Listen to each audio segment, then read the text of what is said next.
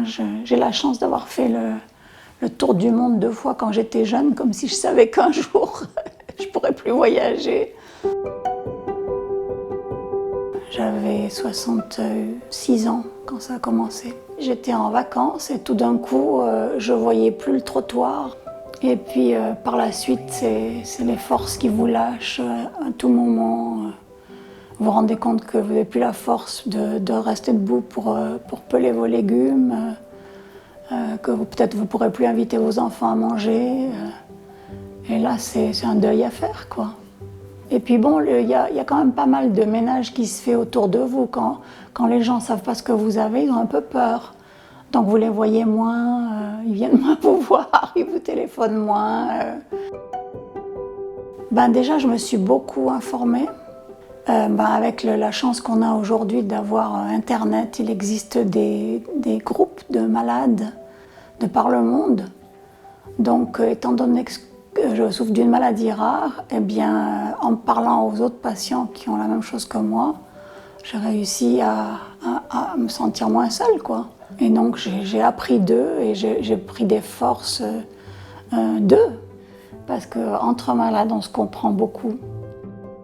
Moi, mon pire truc, ça a été quand j'ai été en chaise roulante ici.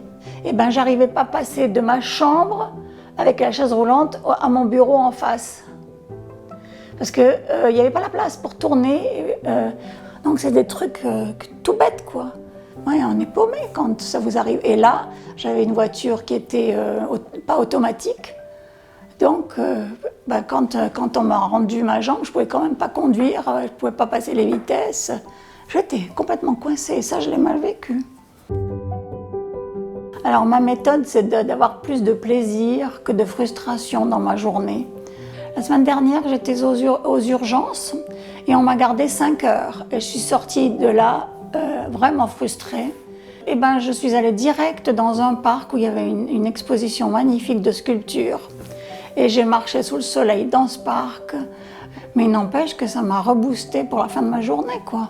À trouver des petits plaisirs qui contrecarrent les déplaisirs, les frustrations, la douleur.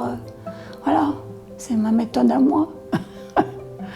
Mais je suis devenue grand-mère récemment. Et ça a changé beaucoup mon optique. On devient justement immortel le jour où on a des petits-enfants. On se dit, c'est pas grave, je meurs, mais ma vie continue à travers eux, quoi.